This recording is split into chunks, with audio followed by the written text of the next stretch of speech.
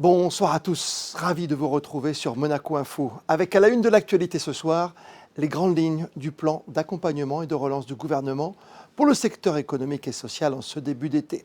Un CTTR conservé mais remodelé, la place du numérique, du télétravail, des solutions pour renforcer l'attractivité. Jean Castellini, ministre des Finances et de l'Économie, sera avec nous dans ce journal. Après ces longues semaines de crise et de retour à une vie presque normale, gérer les imprévus, cela fait partie du quotidien des startups qui cherchent à vendre leurs projets, à lever des fonds et à intégrer une structure propre à accélérer leurs projets. Aujourd'hui, malgré la crise, pas moins de 12 candidats se sont retrouvés devant le jury de l'incubateur Monaco Tech. Nous serons avec son directeur, Lionel Galfray, dans un instant. Et puis nous évoquerons la réouverture de la plage du Larvoto ce samedi. Nous sommes d'ailleurs allés à votre rencontre pour savoir si oui ou non vous irez vous baigner en fin de semaine. Et sans plus tarder, comme tous les soirs, voici votre point info du jour avec Sandrine Nègre. Bonsoir Sandrine. Bonsoir Christophe, bonsoir à tous. Il s'agit d'un moment toujours très attendu par la direction de l'éducation nationale, de la jeunesse et des sports, tout comme par les élèves récompensés. La remise des prix de fin d'année a eu lieu au lycée Albert Ier en présence de nombreuses personnalités. Cérémonie un peu particulière avec le contexte actuel. Les mesures sanitaires ont été respectées comme la distanciation sociale et les lycéens affichaient de larges sourires derrière leur masque. Les sports et les dernières nouvelles en provenance de l'ASM. Après avoir suivi des examens la semaine dernière, retour de l'entraînement pour les joueurs par petits groupes. Vous le découvrez sur ces images. Autre information liée au club, extension des prêts de Djibril Sidibé et Gilles Dias. J'en profite aussi pour vous parler des tests liés au Covid-19. Les deux joueurs ne sont plus contagieux et poursuivent le programme de reprise. Concernant le cas actif et asymptomatique, l'état de santé du joueur ne présente aucune inquiétude. Il a été placé en quatorzaine à son domicile et se trouve sous la surveillance du staff médical du club en lien avec les autorités sanitaires. Les tests se sont révélés négatifs pour les membres de l'AS Monaco qui avaient été en contact avec une personne extérieure au club, déclarée entre-temps positive au Covid-19. Et une nouvelle réunion du comité mixte de suivi, Sandrine. Oui, le gouvernement princier et les représentants du Conseil national ont échangé de nouveau à l'occasion de la 12e réunion du comité mixte de suivi du Covid-19. Échanges qui ont porté sur les décisions prises et à prendre dans le cadre de la crise sanitaire et de ses conséquences sociales et économiques. Si ces derniers jours, quelques cas positifs au Covid-19 ont été révélés, la conjoncture sanitaire reste satisfaisante. La délégation du Conseil national a soulevé la question d'autoriser désormais la sortie ponctuelle des personnes âgées séjournant dans les EHPAD. Le gouvernement a également fait un point sur les contrôles sur le terrain qui se poursuivent essentiellement dans les bars, les restaurants et les hôtels. Les paramètres positifs permettent d'envisager un prochain assouplissement. Des échanges sont intervenus sur l'impact économique de la crise sanitaire. Le gouvernement princier a donné des informations au Conseil national sur le mécanisme étalé et sectoriel du chômage total temporaire renforcé, Christophe. Et on va s'attarder ce soir sur le plan d'accompagnement et de relance du gouvernement présenté ce matin par les ministres Jean Castellini et Didier Gamert-Dinger. Le ministre des Affaires sociales et de la Santé s'est arrêté notamment sur le maintien du dispositif d'aide et de sauvegarde de l'emploi, le CTTR. Didier Gamert-Dinger. Il n'y aura évidemment pas d'arrêt brutal. Très concrètement, les opérateurs économiques vont continuer à en bénéficier au mois de mai, au mois de juin, et puis les hôteliers, restaurateurs, cafés au mois de juillet, payés totalement.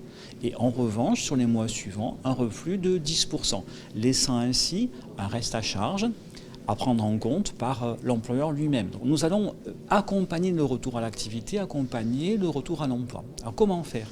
Eh bien, la solution consiste pour l'État à régler sur fonds publics la moitié des cotisations employeurs, maladie et retraite des salariés, retraite principale des salariés. Qui va en bénéficier de cette aide au paiement des charges ? Ceux qui travaillent dans le domaine du tourisme, par exemple, ou de l'événementiel, ou bien de la culture, ou bien du sport. Le gouvernement a pris la décision d'accorder cette prise en charge, donc ce coup de pouce, aux entités qui ont 1 million d'euros, un peu moins d'1 million d'euros de chiffre d'affaires en 2019. Donc ça fait quand même des opérateurs très importants.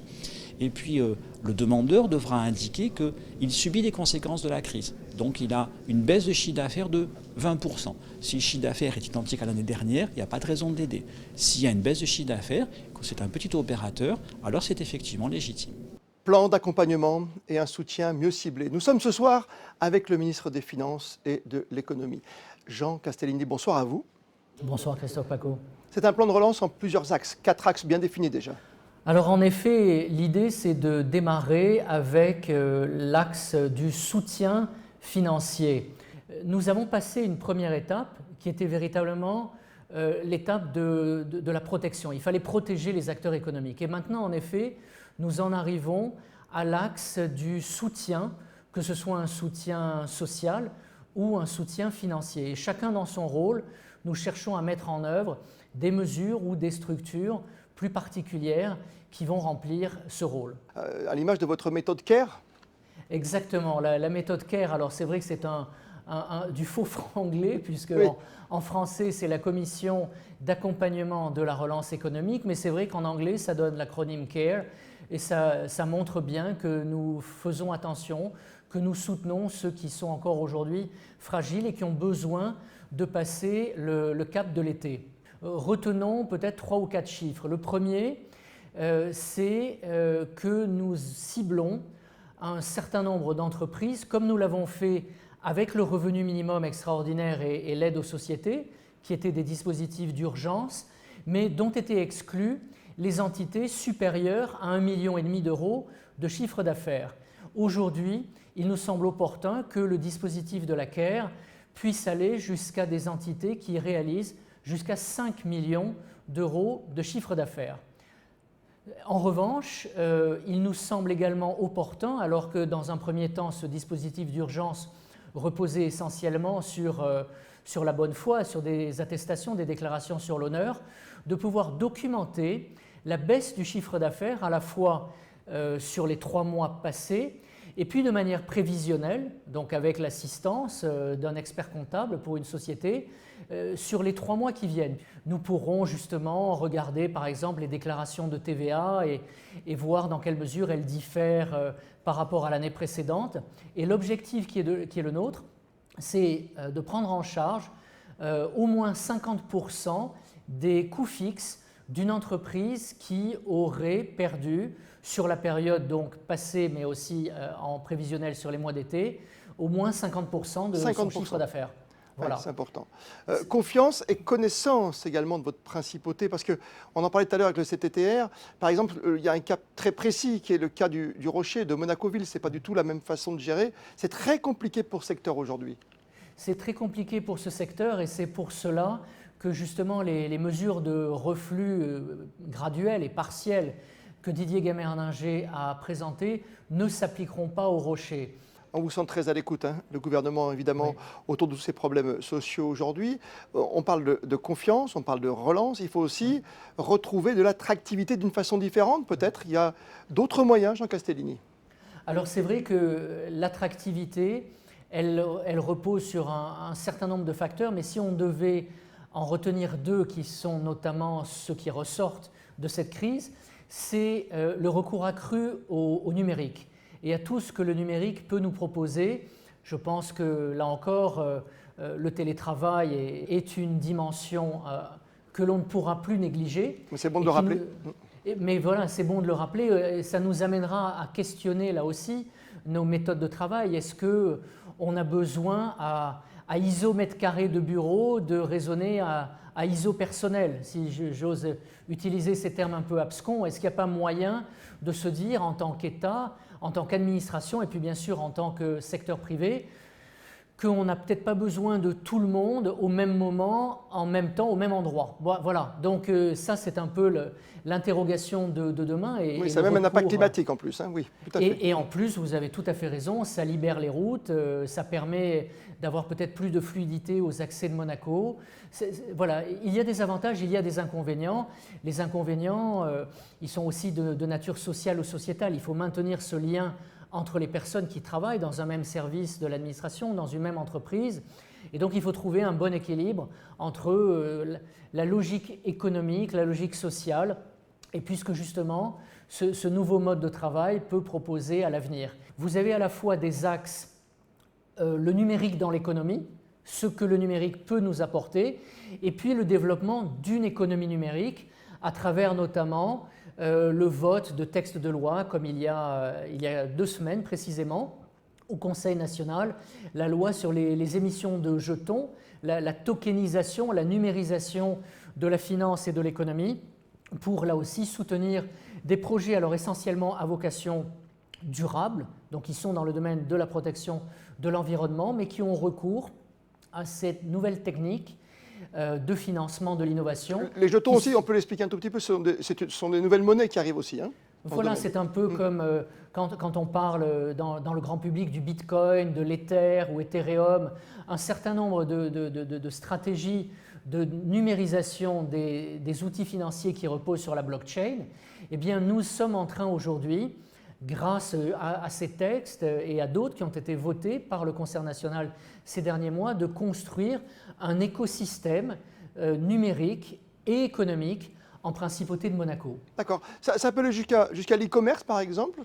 Alors voilà, ça c'est aussi, si vous voulez, le plus que le numérique peut apporter à un petit territoire, à un territoire contraint comme la principauté de Monaco, où les acteurs commerciaux doivent pouvoir rayonner au-delà de nos frontières.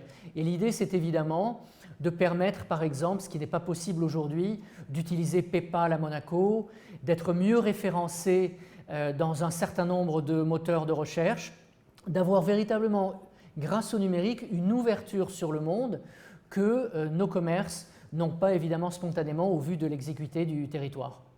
Jean Castellini, merci d'avoir été notre invité ce soir sur Monaco Info. Merci à vous. Et on reste ce soir dans le secteur de l'économie. On va retrouver sans plus tarder Lionel Galfré, qui est le directeur de Monaco Tech. Bonsoir à vous.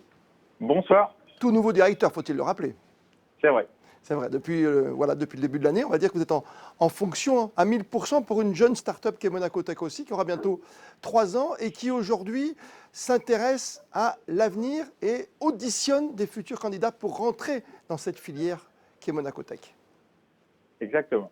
Avec combien de candidats aujourd'hui, Lionel? Alors aujourd'hui, on a vu 12 candidats, 12 personnes qui nous ont présenté leurs projets, 12 équipes. Des projets qui viennent de nombreux pays, pas seulement européens, mais au-delà. On a des projets qui viennent d'Israël, on a des projets qui viennent d'Europe de l'Est, on a même des projets qui viennent du Moyen-Orient. Aujourd'hui, vous êtes en audition virtuelle aussi, ou est-ce que les candidats sont présents physiquement en principauté? On va voir 9 personnes en présentiel et puis 3 en visioconférence. Le monde des startups a été touché, on l'imagine aussi, par cette grande crise sanitaire? Le monde des startups, évidemment, a été touché par cette grande crise sanitaire. Il y a 2 choses qui font que peut-être on a été moins touché, les startups ont été moins touchées. La première, c'est que des structures qui sont quand même assez légères puisqu'elles sont en croissance, donc elles n'ont pas d'effectifs pléthoriques, donc elles n'ont pas de coûts fixes très importants, aussi bien au niveau de la masse salariale que des locaux, par exemple.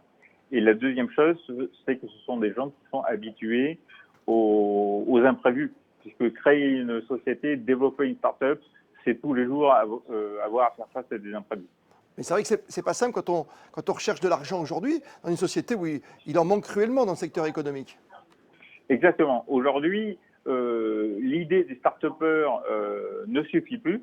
Il y a l'idée, il y a l'enthousiasme, il y a l'énergie que mettent les porteurs de projets, mais évidemment, il y a les financiers qui, à un moment donné, le besoin de financement, qui, à un moment donné, retrouvent tous les porteurs de projets. Tous les porteurs de projets se retrouvent face à ça et il faut convaincre les financiers. Vous avez sous votre coupe combien de projets aujourd'hui et combien de sociétés, combien de start-up vous arrivez à guider aujourd'hui, à accélérer? Aujourd'hui, on a 15 start-up qui sont chez nous et on va en avoir à peu près une dizaine qui vont nous rejoindre pour un total de à peu près 20 à 25 start-up qu'on aura chez nous. Est-ce qu'après le Covid, il y a des entreprises qui ont pensé différemment, qui se sont réinventées, qui vous ont proposé des projets un peu différents aujourd'hui, liés à la crise sanitaire? Avec cette crise du Covid, il y a beaucoup de choses qui n'ont pu plus se faire en direct. Et donc, toute l'utilisation des plateformes numériques, des applications et ce genre de choses a vraiment pris de l'importance et monté en puissance. Et ça a fait naître plein de nouveaux services, plein de nouvelles idées.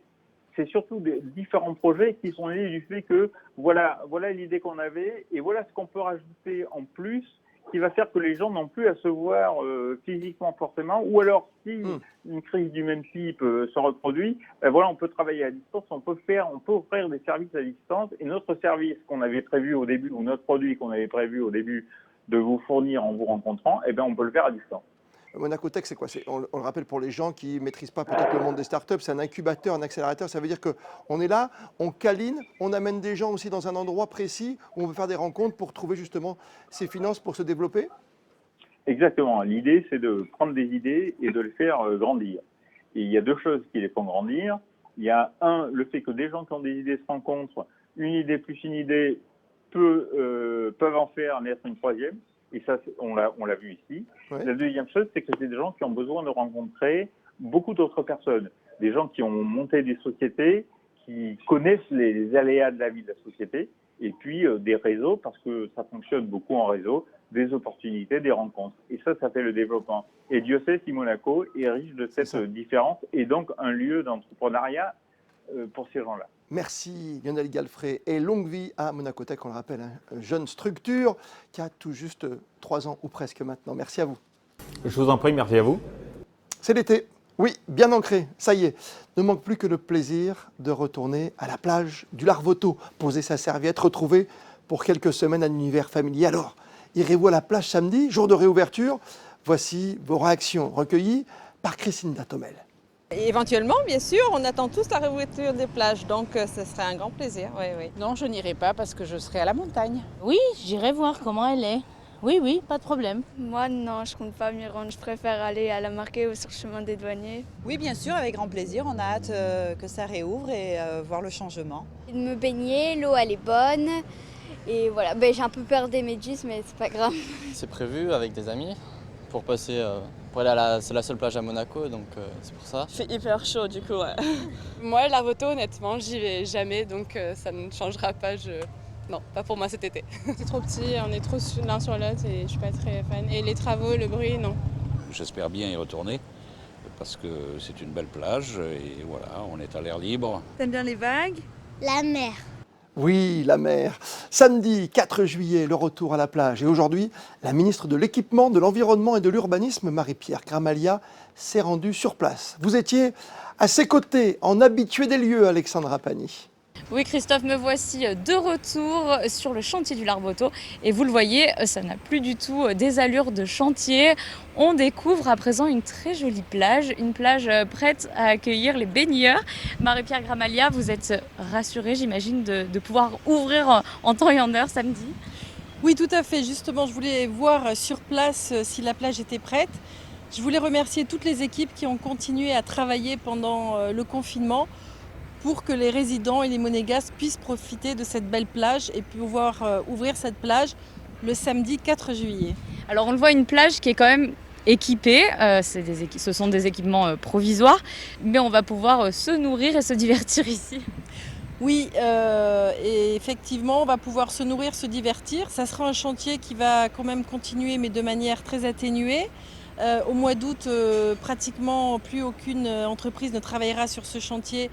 Vraiment juste 2 ou 3 entreprises pour continuer, puisque le but final quand même, c'est de pouvoir ouvrir cette plage de manière définitive, dans sa configuration définitive, à la saison 2021. Alors comme vous pouvez voir, beaucoup d'arbres. Pour la protection du bruit, nous avons installé des palissades anti-bruit que nous avons décorées. Et il y aura deux activités qui vont continuer de commerce sur ce chantier. Et on le voit, des aménagements aussi qu'on a l'habitude de retrouver ici. Le filet anti-méduse est déjà prêt. Les digues ont été remplacées par un nouveau système aussi. Oui, alors vous voyez effectivement le filet anti-méduse, il est là, donc pas de souci. La digue centrale a disparu, une nouvelle configuration de la plage qui va être sa configuration définitive.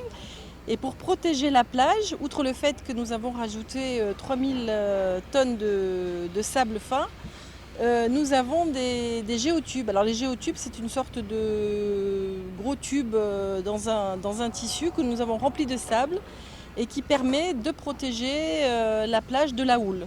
Les baigneurs pourront aller voir ça de plus près. Merci beaucoup Marie-Pierre Gramalia. On le voit, tout est prêt pour samedi. On vous donne donc rendez-vous et vous avez compris, on pourra ici se restaurer et se baigner. Il y a aussi également, il ne faut pas oublier, le côté plage publique qui est maintenu. Merci Alexandra. Hâte de retrouver un lieu chargé de souvenirs d'été. Et avec vous Sandrine, le point info pratique du jour. Direction Christophe, le rond-point du Portier, où vous le découvrez sur ces images, de larges espaces verts ont vu le jour, arbres, arbustes et vivaces, mais aussi paillage de pins.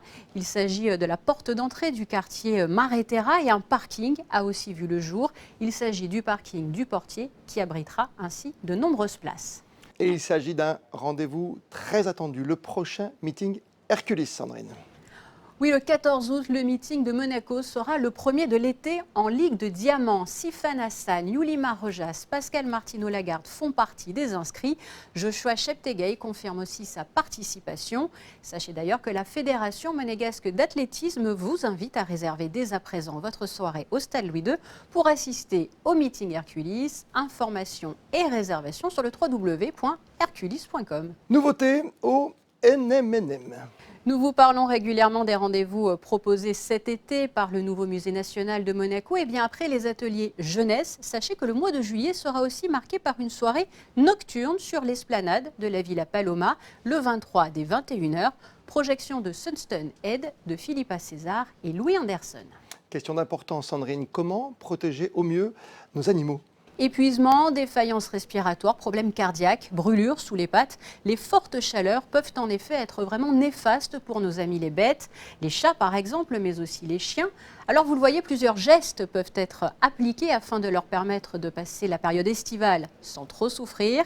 Les faire rester au frais, comme les humains, plusieurs heures par jour. Les faire boire afin de garder un corps hydraté. Leur mettre de la crème aussi sur les coussinets avant leur sortie et éviter des brûlures à cause des surfaces brûlantes. Dans l'idéal, privilégier les promenades à l'ombre. Il est aussi possible de leur mettre de la crème solaire sur certaines zones sensibles. Merci pour ces précieux conseils et merci à vous d'être de plus en plus fidèles, de plus en plus nombreux à nous suivre sur Monaco Info. Continuez encore et toujours à nous envoyer vos photos, vos vidéos, vos messages sur le réseau Malizia qui fonctionne 7 jours sur 7, 24 heures sur 24. Et voici, comme le veut la tradition, le meilleur des réseaux sociaux à travers le monde, all over the world.